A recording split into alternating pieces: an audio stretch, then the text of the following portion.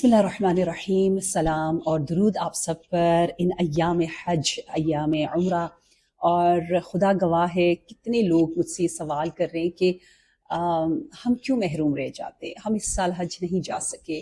تو جب آپ ان احادیث کو پڑھتے ہیں تو آپ کو اتنا سکون، تسلی مل جاتی ہے، جس میں معصوم نے یوں وعدہ دیا، کہا کہ بہت سے ایسے اور بھی اعمال ہیں جس سے آپ کو حج کا پورا پورا ثواب مل سکتا ہے۔ اللہ انصاف سے کام لیتا ہے، یا کیونکہ اللہ کی طرف سے انصاف ہے، عدل ہے، پیار ہے، محبت ہے، تو کہتے ہیں نا امیر لوگ بار بار حج کرتے ہیں، صحیح ہے، اور کوئی غریب نہیں کر پاتا، تو اللہ کی نظر میں کون زیادہ عزیز ہے؟ ایسا تھوڑی ہے کہ اللہ کے پاس بھی فیورزم ہو، ایسا نہیں ہے نا، ٹھیک ہے۔ تو اگر میں اپنے، ہو سکتا ہے پیسہ ہو، صحت نہ ہو، کوئی بھی وجہ ہو، کوئی رکاوٹ آگے بھی حج نہیں کر پائی، تو میں اور کیا کر سکتی ہوں؟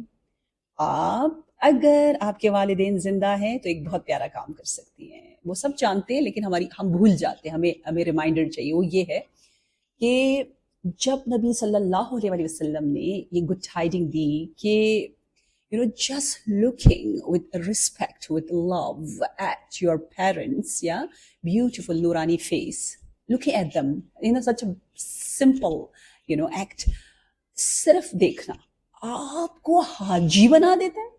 اچھا، سننے والے کو یقین نہیں آیا، شاید آپ میں سے بہت سے لوگ کہہ رہے ہو کیا میں اپنی ماما کو دیکھوں گی، مجھے حاجی بن جاؤں گی، حج کرنا $10,000 سو ایکسپینسو، اور کتنی محنت ہوتی ہے، احکام سیکھنا ہوتا ہے، بہت کچھ۔ بٹ کبھی شک نہیں کرتے اللہ کی رحمت، اللہ کی بشارت۔ تو اس بندے نے بھی کہا یا رسول اللہ، میں تو دن میں 100 مرتبہ دیکھتا ہوں، تو مجھے کیا 100 حج مل جائیں گے؟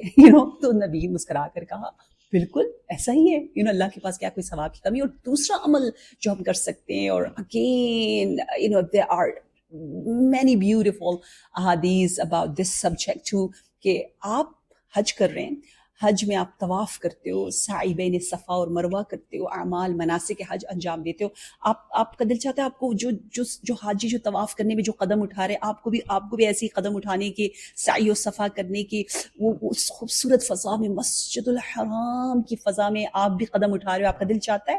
جی چاہتا ہے۔ تو آپ کیا کرو، آپ کسی بھی مؤمن مسلمان بہن بھائی کی مشکلات کو حل کرنے کے لیے جب آپ سٹیپ اٹھاؤ گے، کلک کرو گے، میسج کرو گے، فون کرو گے، بات کرو گے، ایک کلمہ بولا آپ نے، وہ بھی ایک سٹیپ ہے۔ سٹیپ سے مراد ڈفرینٹ سٹیپس جو آپ لے رہے ہیں، وہی سٹیپس ہوں گے جو آپ سعی بین صفا اور مروہ میں جو آپ یہ قدم اٹھاتے ہو۔ سبحان اللہ۔ آپ کبھی بھی محروم نہیں رہتے ہو، بہت سے راستے ہیں، آپ کا دل پاک ہونا چاہیے۔